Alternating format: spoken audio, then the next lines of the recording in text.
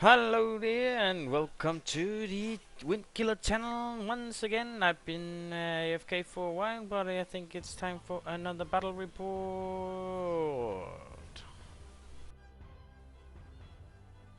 Hello, and we are back for a battle report about the, as mentioned in my previous videos, I was doing a battle report on the Crippled Rebel tournament, which is going pretty well. I got 2 victories, and we're heading into the 3rd game here next week. But I am not only doing the Crippled Ripple tournament, I'm also participating in the Fading Flame tournament. And I had my first match coming up here last week against a Undying Dynasty list played by the Great Unclean One. A uh,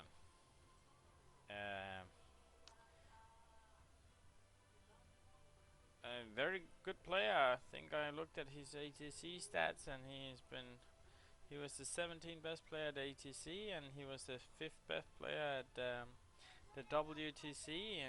So overall, a very strong player. I just recently promoted. I started in League 9, and I got promoted this season to League 5, and then that's where we are currently. First game is against this great guy here, very strong guy, and he has the list. I think he was actually the best before. This list he brought here is close to being similar to the same list as he used at the WTC, where he was the best performing on Dynasty. Well, not that there were that many Dynasty players, but it was the list did pretty well. So I was a little bit scared coming into the match.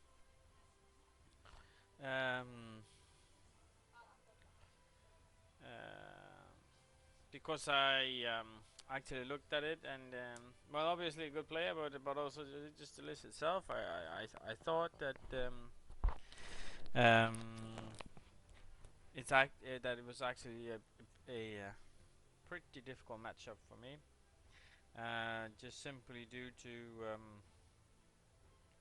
the scatterness of his army. There's no big blocks, which I can.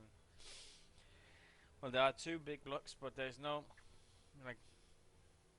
There's nothing that I can really fight that really want that they can. All his units can choose where to fight, and he can go around me. He can chaff me really well, and he has a lot of tools. And as I'm running 2 big blocks with some support units around it, I had a hard time seeing how I could succeed against this army here. However, I did think that my Strigosaur pack would shine this game here, because first of all, we can just have a look here, and I'll talk a little bit about my ideas how to come into the matchup here. But if we take a look at my list here, it's built with the Arnak mates here. He has Druidism and Forbidden Mastery, Cane Master, Cayman Master with the Death Cheater, and so he's a 2+ armor save, 4+ regeneration, and then the Skink Veteran, the poor Kai Sky Tyrant, with a Hellbard and a Destiny Calls Infiltrator Dart, so I can mark 2 units before the game starts. Just a Tigger Warriors, standard, no spears, just flaming standards, an anvil block here to soak up some charges, 4 warriors to support charts, to support the 31 Tigger Warriors if needed, or deal with something like a very altruistic unit here. They can do many things, and the same with the 3 Caymans here. And Clay Wizard in the 4 Caymans. Not very standard. I think this is gonna be something very close to standard, and we're gonna be seeing from the Saruian Ancient next while. Maybe someone has 30-40 skinks in there instead of the Caymans, but it's probably gonna be very standard, this sort of 3-man build here. And then I also had the 8 Raptor pack into the core unit here, 8 Raptors in here. And the 28 Taco Guards with great weapons and the Chorus Stone. Not much explaining here. This unit here is just very strong at the moment. 5 and 6 gorilla skinks here with marking lure to not not chameleon skinks, just gorillas, which I kind of regret because it can be difficult to place them. You can put your army as at least I can put my army as I would like to, because these guys need to be that as well. So I think chameleon skinks would be better. I couldn't find the points for them. But I can see maybe you remove a Techo guards and you put in a more, and you make them chameleon skinks. That might be better. Anyway, they were here for the marking lure to like try and make the strigo packs here become stronger. So 2 times 3 strigo packs here, and I was kind of, I was how to say, I wasn't quite sure which one to take. I was in serious doubt about whether to do Strigo Pack 2-4 or 3-3. Because I mean, 3 is not really that scary. They're scary, but not all that scary. But if you have 4, then it becomes a really scary unit. And the 2 of them, they can do like sort of smaller jobs. So I can see the benefits of doing a 2-4 instead of a 3-3. I did end up going with a 3-3 because I thought it was, if you use it for the deployment phase, you can put 3 on one side and you haven't given away too many cards of what you're gonna do in the deployment here. So that's why I went with 3, but I think board wise maybe 4 and 2 is better. Anyway, enough about my list. It's fairly standard, and for the great mind, they might have noticed that this looks pretty similar to the ETC list of 2021, the Spanish ETC list of 21, with a few additions here. Instead of the Remnant Riders, the Strigo packs has arrived, and instead of some, it's not, but it's inspired. Let me put it that way. It's inspired from the ETC Spain list here. On the other side here, we have the Undying Dynasty here, and this is actually my first game against playing this. I guess it's become pretty meta. This list here has become fairly popular. The double Cold Herak on the Arc of Ages to give them insane range on Death Magic, Evocation Magic, and Divination to buff up your warriors. Overall, like it is 1,000 points. And also to get the Arc of Ages, whatever it's called, the special ability it has that allows your opponents to throw miscasts left and right. It's very strong, very strong, and you can even use it 2 times. But it costs 1,000 points. But overall, I think it's worth 1,000 points. But he brought 2 of these guys. And then you know, the standard setup where you have a knockmark into 5 skeleton chariots with legion charioteers to give the skeleton chariot weapon skill and offensive skill and defensive skill 5. With killing blow, obviously a really threatening unit. Having put these 2 guys on the flanks, and it's very hard to deal with. And particularly banner of speed as well, so you move what, 9? I think it's 9 to get. They charge 9 or 10 maybe even. How far is it? I think it's close to. Oh, is it 9 or 10? It's 9. Okay, so they charged 9. I mean, that's a really strong chariot unit. Not immortal, but very strong. It's come from core. It's a core unit, right? And then 2 scrap swarms. Really good chaff. Probably it's hard to think of any better chaff than this. Really, with underground ambush. Underground ambush is really nice. And sandstalkers. This unit here, they might not excel against all kind of armies, but against this army here, these guys here are just pure evil. I mean, I have absolutely no tools to deal with them.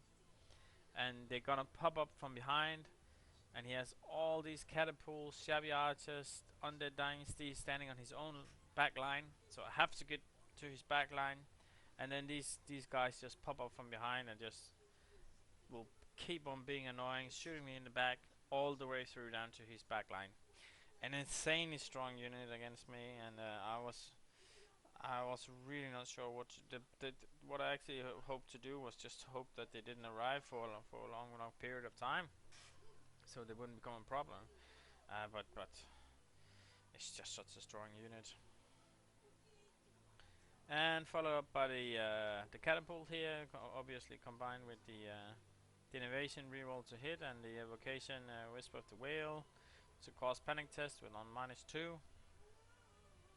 And 3 times 3 shabby archers kind of works as chaff protection for the death cool. So when I get near you threaten either charges with these guys or you use them as chaff, depending on the situation.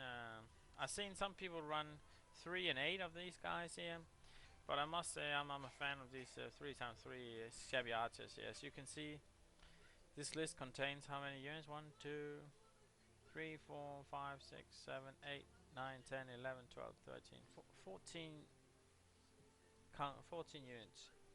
It's very difficult to reach out to all of these units, so it's really difficult to scramble a lot of points against these guys here. It's a very versatile army, very big and very wide, and overall a really good army. I think this list here is really strong. The list, yeah, very strong list. Anyway, that was the 2 lists here, and if I was just to say a few things about before going into the battle report here, what was my plan to how would I approach this game here? And the plan was actually pretty simple. It was just to advance 8 inches every single turn, not fearing anything, not even fear charges from the chariots, not fearing. The only thing I feared was the whisper of the whale combined with the catapult. Fear panic causing tests. So I tried to keep as many units as possible into my core standard. Definitely my Tego warriors. These 2 units were not to leave the core stone at any time, and then I would just advance, fly high with the or whatever it's called now, with the Pokai Sky Tyrant, and try and make some harassment in the back line. The Cayman Master here will arrive. He will push forward at turn 2. Prepare counter charges for when I was pretty sure that he was going to use his 2 chariots as flanks. So I planned my Cayman Masters to be used as counter charges against his chariots here. Because my idea was at least that he would maybe just be able to run into these guys and just hold them for a long time. Obviously they have lethal strike, and which works really well against this guy here. So it wasn't. This was a risky call, but I couldn't really see. I didn't really have any other tools to do it. So it's the best I have. You could maybe argue, and then the other plan, the last part of the plan here was to keep 1 or 2 of these units here behind. I would push in waves, so I would push forward my Tego warriors and my Tego guards. Just push them 8 inches forward all game, because I don't really think he has any threat against these 2 units. And then to stop the Sandstalkers, I would keep my Cayman warriors about 8 inches behind, so he couldn't pop. He couldn't pop up behind my 2 big guards, my 2 big blocks. So you'd have to shoot on my Caymans first, before he could get into the real meat of my army here. Right? That was the idea, to soak up some time, because I can't do anything else against these Sandstalkers here. Soak up time, and that's the best I have. And then maybe you could also argue maybe I could use the Sky Tyrant to fight these guys here, but then he also has 2 catapults. I mean, if I'm lucky, I could also catch a Death Cold Harak with this unit here. So yeah, overall a really difficult matchup. But with that being said, I think I talked for long enough here. Let's jump right into the battle report here. So we are playing a breakthrough. with the what was I think it's the refuse flanks, or like where you go like where you place like how was it? What's it called? I forgot. But you place like this, right, and the other guy goes like this, and he gets to choose side. I get to choose side, and I go with the button here to have some hiding places here for the first turn, so his catapult can't target any of my squishy characters here for the first turn here. And for magic, I do something interesting for magic here. We can't see it, but I actually let go of Stone Skin and Summoner's Grove. I regret I did it, but instead I do Master of Earth, Master of Earth, and Spirit of the Wood.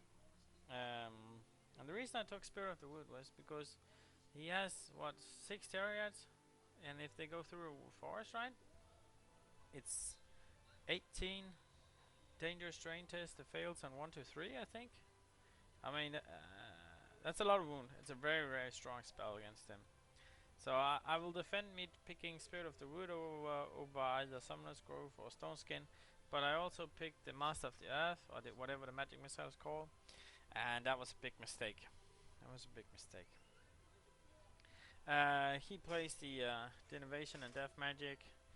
He picks whatever is dangerous, some sniping spells, some combat spells. He has all the tools you need to do whatever you like to do, right? It's just so strong. Deployment goes. He deploys. He obviously he want to have the first turn, so he goes. He deploys all his units, and as you can see, he deploys them very wide, and he uses exactly as we talked about. He goes here with the 2 chariots on the flank, chaff units, to protect his Dark of Ages here, and then when I arrive around here, he will start pushing forward these guys one at a time. Combined with, we can't see it here, but his ambush units here, they will pop up here maybe, or here, or they will pop up here or here. So that's the space tactic, right? That's the tactic behind his game here.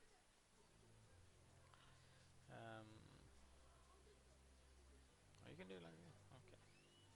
So he gets the first turn here. He basically just moves back.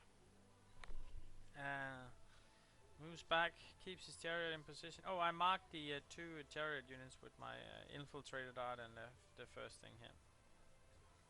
And I don't vanguard. I just I vanguard behind this forest here because I wanted to save my chaff.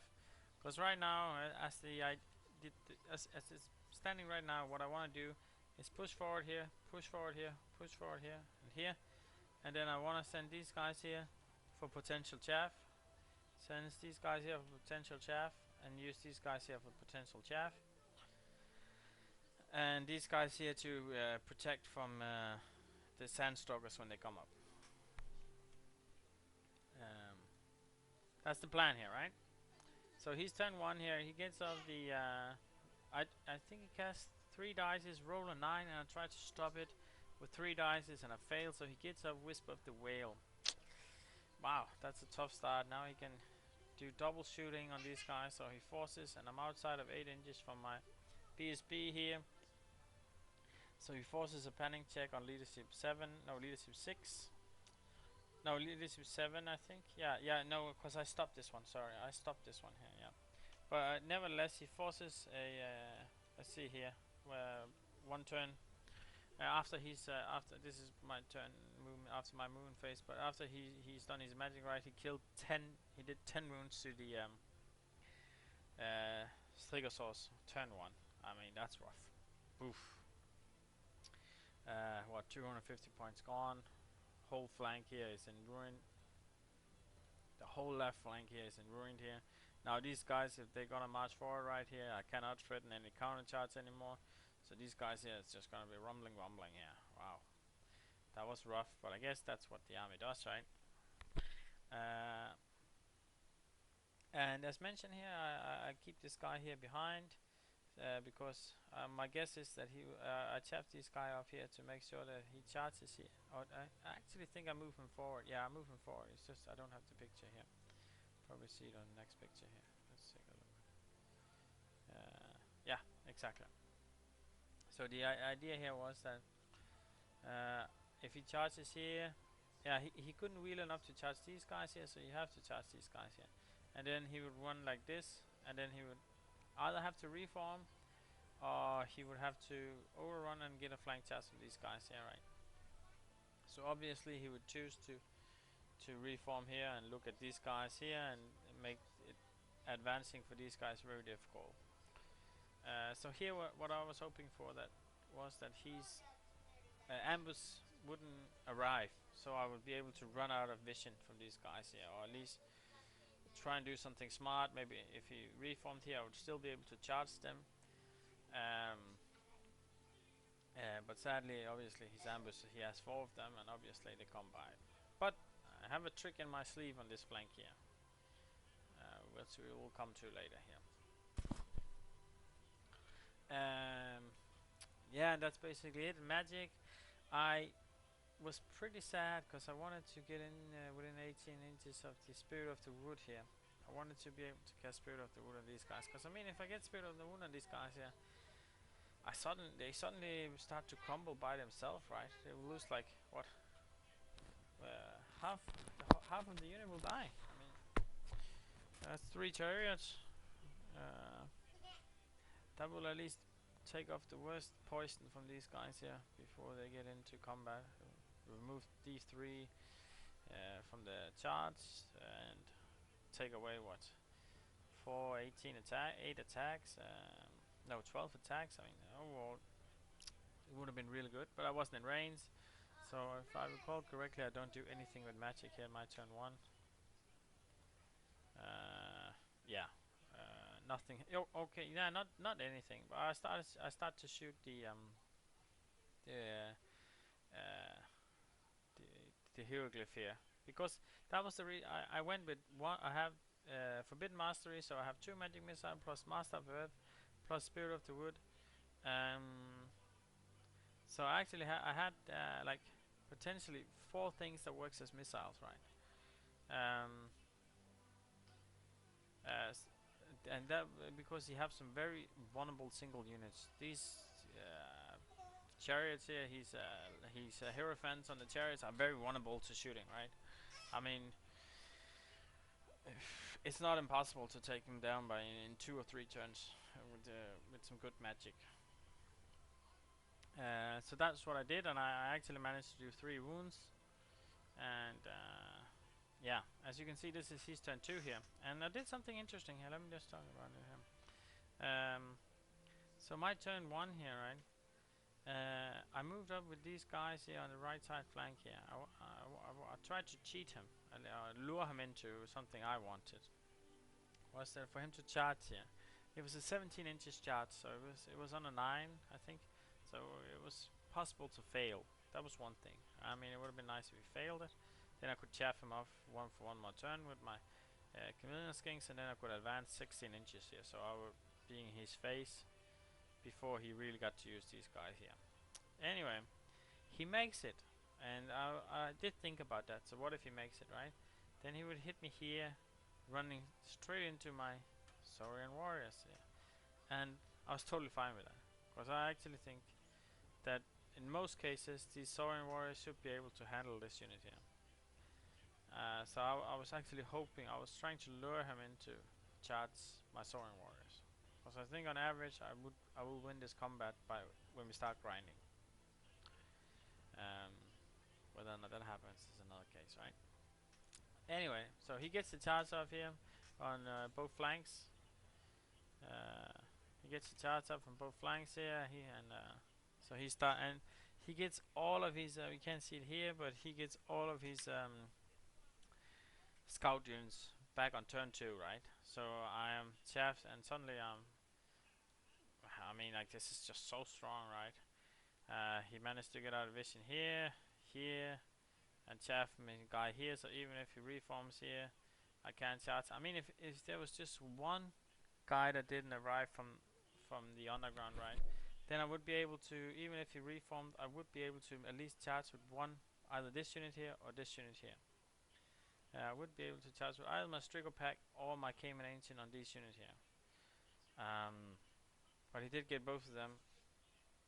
which was pretty annoying.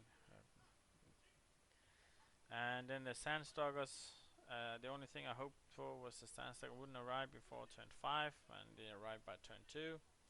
And now they're ready to shoot these guys with what? Agility 1. Have fun. Yeah. So right now I think the situation looks pretty dire, right? It doesn't look really good here.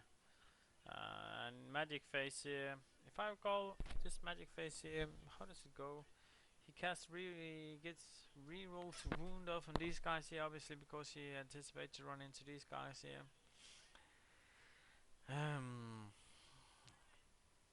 And what else happened? Can't remember.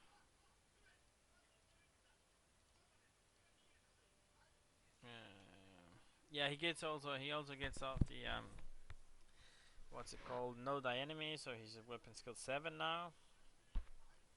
Agility high, yeah, very boosted unit right now, and it looks a little bit grim for these guys, yeah, the Takeover Warriors, yeah. But the good thing is that I'm at least gonna have a magic phase before they start fighting. So I can get my heretic spells off. Would obviously been really good if I had stone skin at the moment, so I could get my stone skin off, and my stone skin would just been auto win. But obviously I wanted to have Master of Earth and stuff.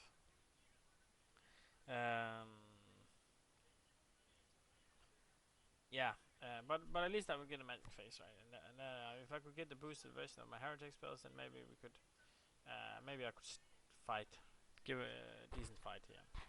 So how does it go? He gets all the magic off after combat, yeah. So this is my turn here. So he's shooting here. The Sandstalkers here shoot here. They fail miserably, and they only do like 4 wounds to my Caymans. And I think that's it, right? He doesn't really do anything. It's a really bad shooting and magic phase for him. Well, not bad magic phase, but bad shooting phase for him.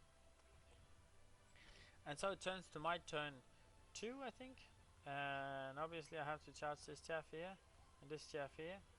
And I charge here as well my Stringer Soft to aid the Saurian warriors here.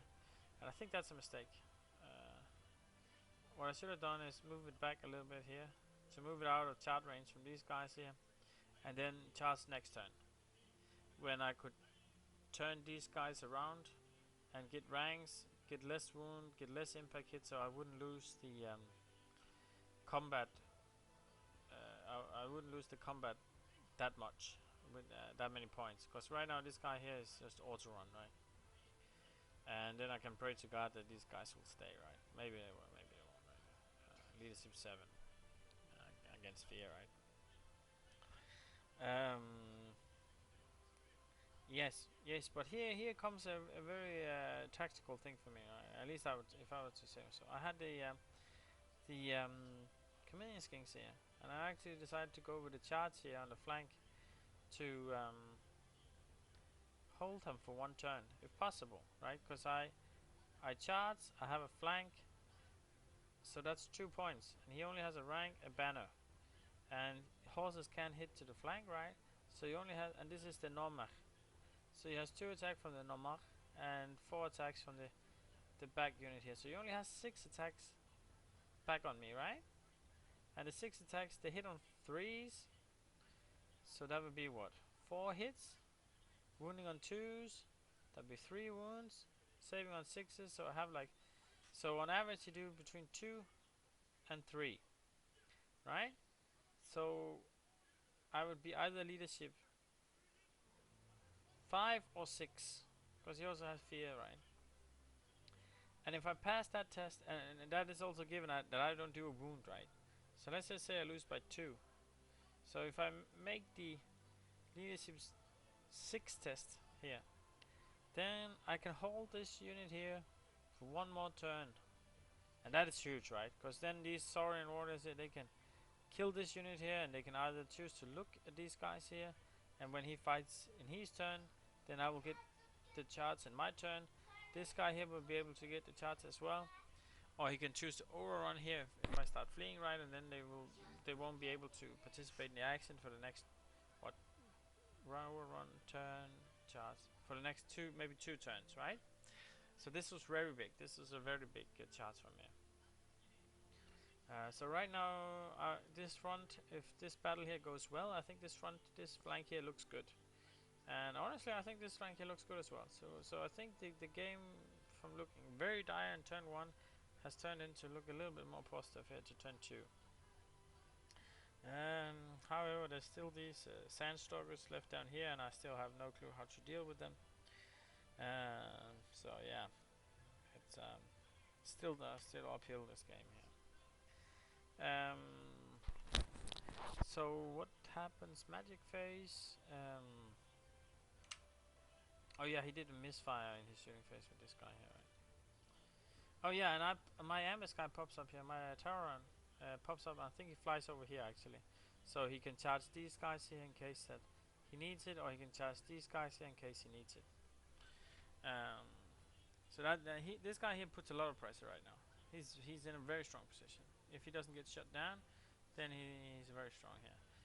But the thing is, if these guys here kill the swarms here and they overrun, then these guys here or these guys, they have to do something to stop these 3 Strigosaurs from invading his chariots, his lords, or something like that. So they cannot turn and shoot on this one here. So it's hard for him to put pressure on this one.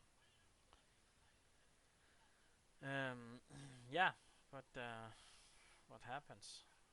So magic phase. Yes, I do get the heritage spell off here. So now he impact hits wounding on 4s. His attack hits on 3s instead of 2s, and he wounds on. It's basically it's good for me, right? I should I don't know the percentages, but I should lose less warriors here, right? And this guy here is for sure dead, no matter what. And I get off the forest here, so to try and stop him from overrunning here. So that's my. And how does the combat go? Let's just take a look. Yeah. As I mentioned here, my Strigopax here just dies, runs up to. I think it needed to roll a 9 to exactly run into these guys here, or else it would just be staying here, and then it could maybe have done something. But it rolls a 9 and runs up the table. I lose like 20. No, I lose how many? There was 30, 31 swords. So it's 15, 18. So I lose like 13 saurian warriors. However, I do stick on the board, but 13 saurian warriors are gone. And I managed to kill the chaff. And now it's his turn, right? So the thing I have going for me, I have these 2 guys locked up for at least another turn, and probably these guys is probably going to be locked up for another turn, or I might even kill him. And I'm probably going to be able to do a charge here as well. So this flank here suddenly looks decent. However, this flank here, I'm not really quite sure what to do about here. It looks the Cayman here can charge in here, right? But he's gonna get 18 attacks in his face, and they hit on 4s, and then his killing blow, right? Lethal strike. So it's kind of dicey. This one here is really dicey. Like, I really wish that if you refuse a challenge, you would also lose special rules. That would do fine, but then you don't. So you can still pass on the Undying Will to the unit, making this is a really risky charge, right? But I don't really think I have any other choices. Yeah, because these guys need at least 1 or 2 more turns to do some work on either one of these 4 units, and these guys needs at least 2 more turns just to get to the action, right? So I have to postpone this. Yeah. And currently currently he's taking like close to 1,000 points from me. He's taking the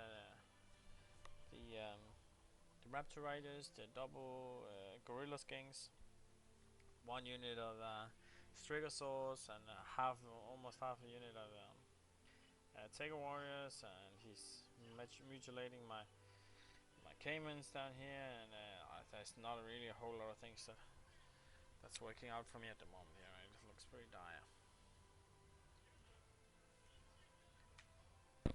So what happens? Yes, he goes to chaff me here, and what else? Yeah, and then he moves back here, so I can't charge here, I can't charge here, and then the big thing happens here. I'm very lucky here.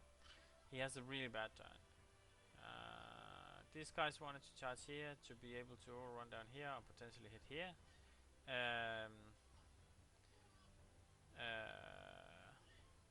However, and he needs a 6 to hit the charge, and he fails it. And looking back on it, I'm not really sure if I should have fled, because it's a flat, then they will charge from here, and I would... Hvad så mere?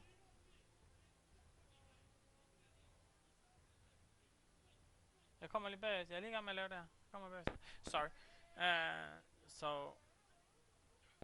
Hold on a second here.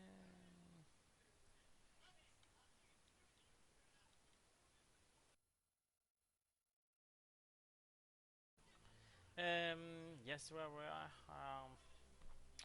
Yes, this one here. It was a difficult call. I think it might have been better to flee and then be catched, because then he would charge with. So what would happen here would be if I fled with these guys, they would run down here. Then he would charge with these guys here on them instead. Then they would run back, and then he would run them down on his charge, right? And then he would be here with the saboteurs, and then I could charge here. So that would probably have been the right call. However, I chose to stay or hold, and he do a failed charge here, so that was lucky for me. What else happens here? He chaffs me, and that's about it. Then he starts shooting. How does the shooting goes?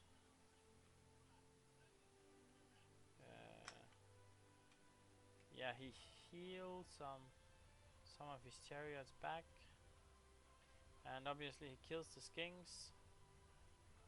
He does a little bit of shooting with his stalkers on my Cayman Ancient. I'm lucky. He only do 2 wounds, and I saved them.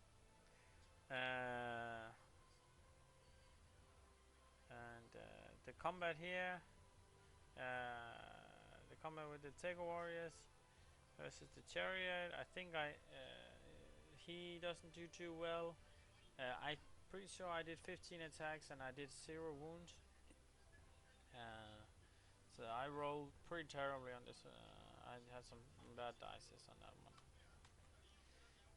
So it's gonna end up in like a draw. So this is my turn 3. So here was kind of like all in, right? Because I wasn't really sure if I wasn't. This was my chance, right? Or else the chariots here would start running over here and just take over the game, right? They would just boom, boom, and I would get smashed by two units of chariots, right? So this was my chance, I thought.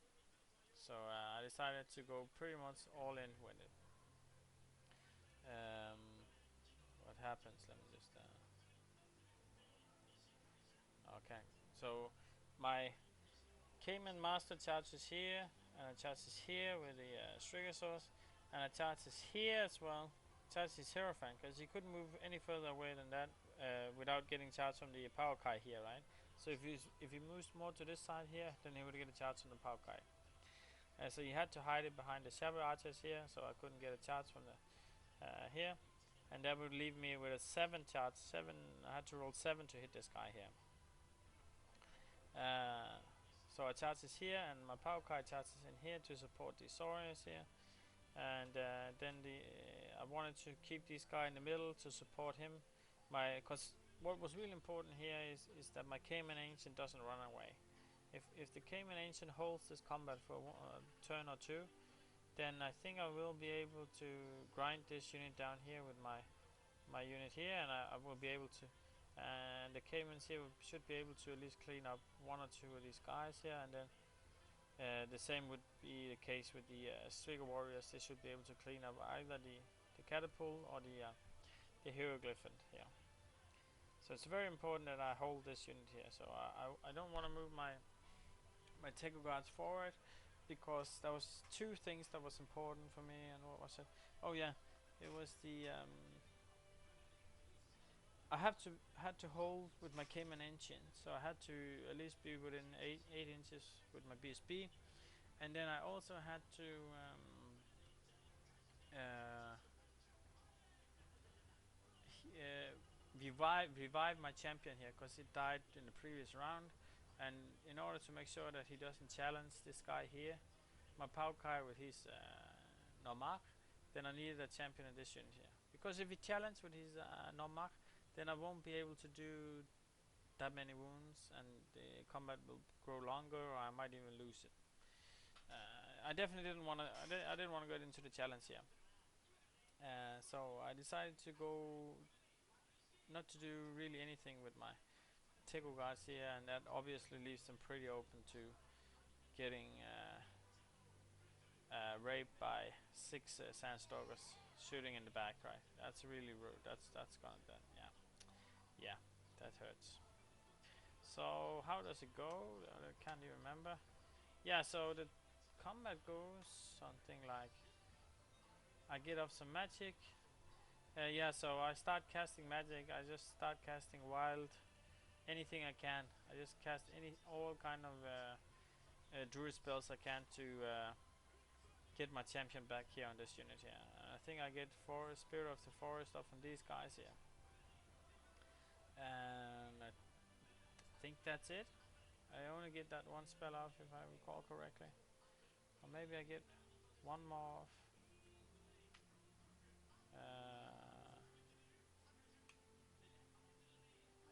Oh no, I get the heretic spells here as well. Yeah. So now I'm pretty confident this battle here will go fine. And the picture's going back. Yeah, I get the I don't get anything off. I'm pretty sure I get the champion back here, so I must have gotten some sort of druid spells off here. Maybe Master of the Earth on this one here. I get the champion back here anyway. And my Cayman Ancient, he's here. So combat goes something like this, right? So the combat goes something like, yeah. This is the combat here. So this is the turn after combat. Perfectly. I think I managed. His unit has 1 wound left, and his Normark has 1 wound left, or something like that.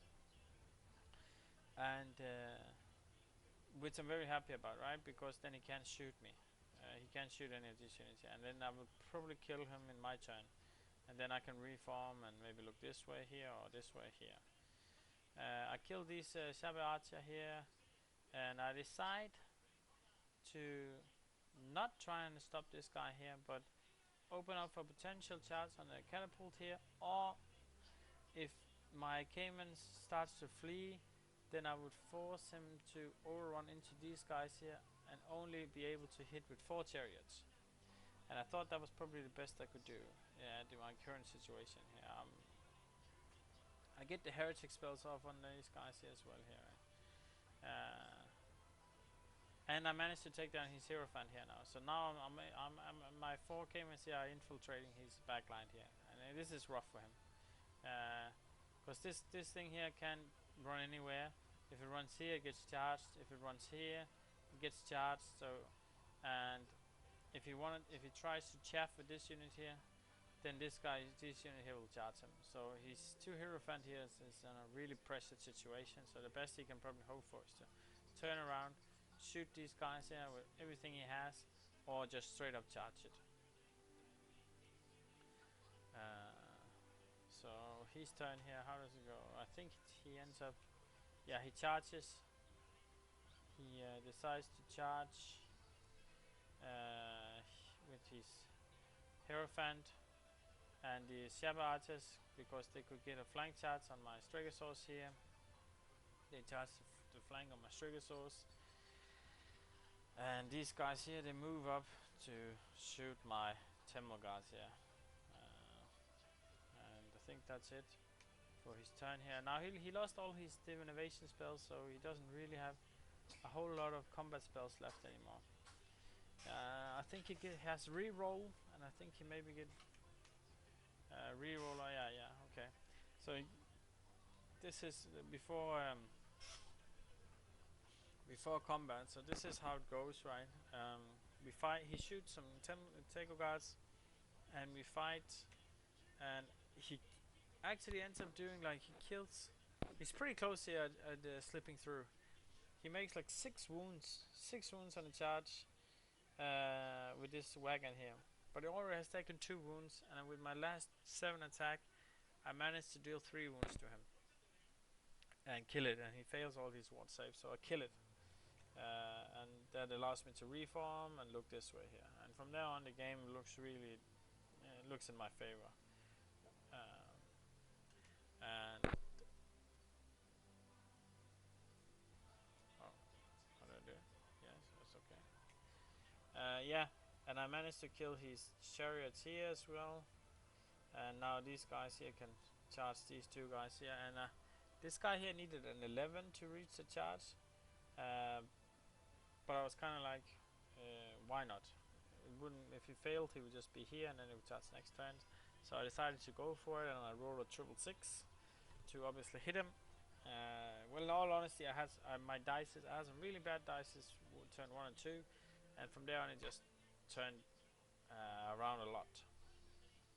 And the Cayman here, he's holding out, gets the heal from the Druidism here to, I think my Druid heals like 2 or 3 wounds on him. And two wounds from last round and this round here. My Strigosaurs, they hold up against the Shabiatas here. And now I think it's just about cleaning up here, right? Not really much to say, because I mean, like, even if he managed to kill me here kill me here, right? I mean, like, he still have to escape these guys here, and I'll probably be able to also kill these guys here now, and I'll be able to look at him. These guys will die, these guys will die, these guys will die. Yeah, I think from here on the game is pretty much over here, as you can see. Yeah, I managed to hold here as well, so my Temple guards can get in my turn 5. I kill these guys here.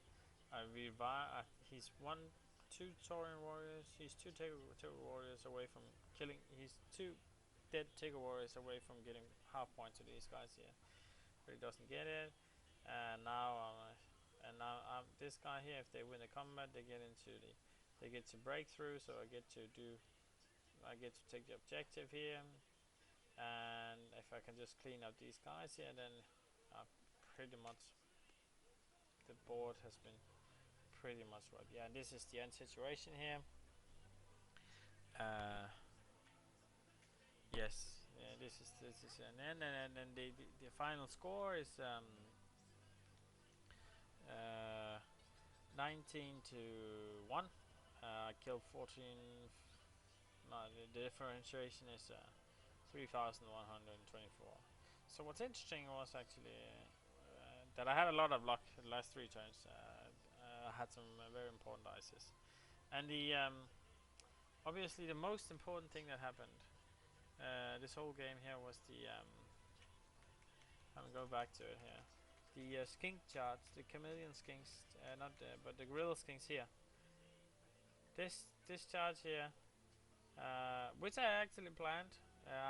This was my idea when he came up with his ambush guys here. Was this charge here, because this allowed to hold these guys here for way longer than I should have been allowed to. Because I mean, if these guys slip through, right, then they would just go like boom, boom, boom, and meet up with these guys on the other side, or it would go like boom, boom, boom, boom, and I would just be dead meat, right? So these 5 skinks, there's the gorilla skinks here. This game here was for sure man of the match, and it didn't help that his Sandstalkers here rolled terribly. I think they did in total like 7 wounds on these guys here, 2 wounds on these guys here, and that was it. Very forgiven Sandstalkers against an army or agility 2, right? And his catapults didn't do any panic check, didn't cause me to fail any panic checks. His mages didn't do too much damage, so overall a little bit bad dices from him, but he did do 10 wounds to my Strigosaurus in turn 1, which was pretty fucking scary. Yeah, that was the end of the game. Actually pretty happy about the list. I think it's pretty versatile. It has a lot of tools to play with. I mean, the Raptor pack can also hit the back line. Very good chaff unit here. Came out chaff units here, but I'll talk about this, right? Yeah, so that was my first game here, and I will hopefully be able to do more Fading Flame battle reports here as I move into the next matches here. And my league here is the what's this? I think it's 5A here, 5B, consisting of another 5 players. DJV2. I haven't played this guy before, but I sometimes see him on the Universal Battle, and he's actually my next opponent. So hopefully we'll be able to do a good battle report on that as well. Until then, peace out, and check out my blog on the 9th edition here. We'll be updating it soon with a brand new skinks, not skinks only, but like a skirmish list that I've been brewing on, which I think is okay, and I'm looking forward to share it. Until then, take care. If I know how to stop this video here, yes.